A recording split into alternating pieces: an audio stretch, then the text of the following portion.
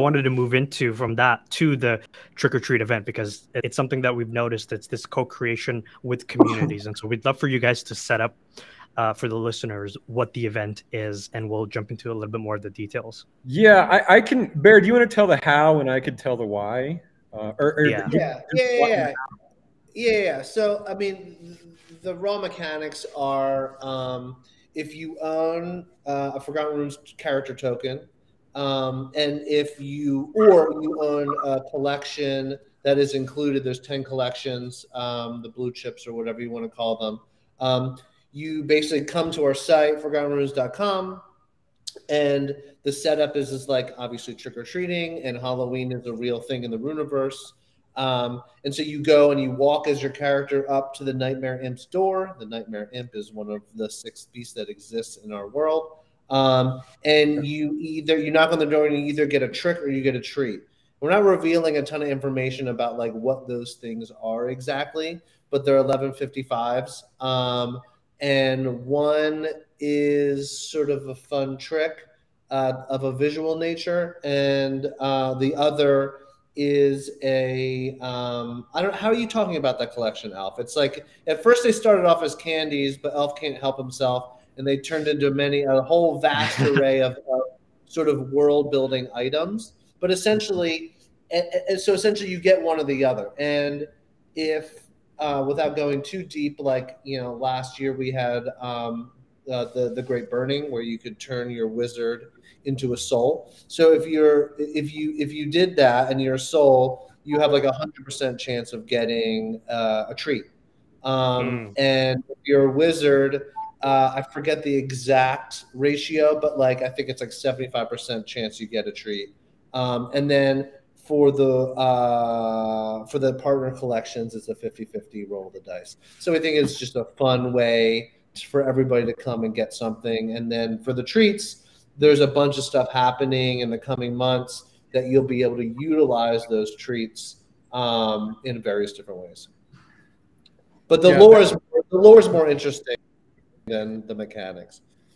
We never do anything unless it's got a lore reason, a narrative reason, and even further than that, I really try to make all these lore and narrative reasons also be a reflection of the real world and what's happening, and not just the crypto community, but just in the world at large. And so, obviously it's a Halloween event and trick or treat is a cultural thing, but also the whole like thing around trick or treat is, what do? You go to your neighbor's door and you wear a costume and you say trick or treat. What are NFT PFPs? They're digital costumes. So it's sort of a reflection of that. Also, just this idea of like going around your neighborhood and knocking on people's doors. I mean, again, that's what we're doing. We're inviting our neighbors, our other partner projects, to come and knock on our door. Right. And then the fun thing about the treats is like, they're not just like pieces of candy that you eat and then you forget about and you get a stomach ache. Like, it's actually really it's a really like integral trope to the whole like fantasy, sci-fi, adventure genre. You think about how many stories throughout history revolve around an item. Like Lord of the Rings is a very popular one. The whole freaking story is about the one ring. But this goes into so many things. Like every single Indiana Jones movie, he's always trying to find like a thing, some kind of treasure. Yeah, a relic, the lost ark, the crystal skull, those 3 stones. All of them. Even like Citizen Kane and Rosebud, that like the whole story revolves around Rosebud. So, or Jason and the Argonauts, the Golden Fleece. I could go on and on and on, but like the point is like these items are actually like really important storytelling items, really important lore creation items. When you get a treat, now you suddenly have this brand new component around which you can spin a whole new story. It's like gives your characters like just a thing to play with. So that's the main reason that we want to distribute these treats. I think there's like, right now there's 180 different items you have a chance of getting. And so I just can't wait to see the storytelling that results from these little treats. Yeah.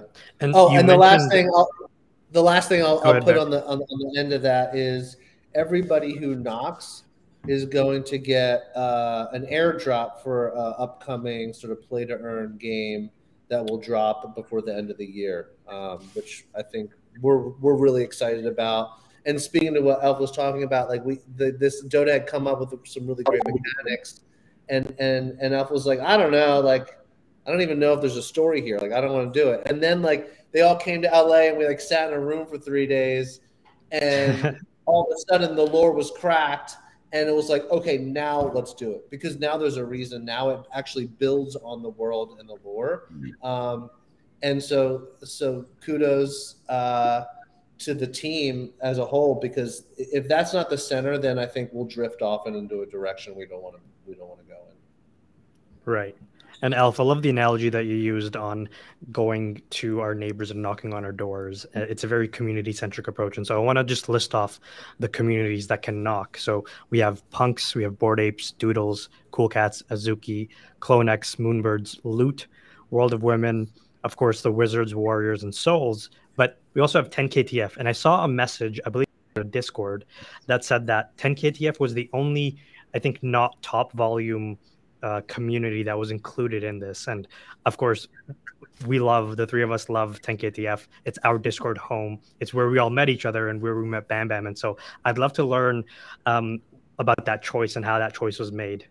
And we're super happy that you made it, of course. Yeah, no, I think it's just because I feel like the 10KTF project, more so than probably any other, has just really given us a lot of love. The Secret Tower was on the website.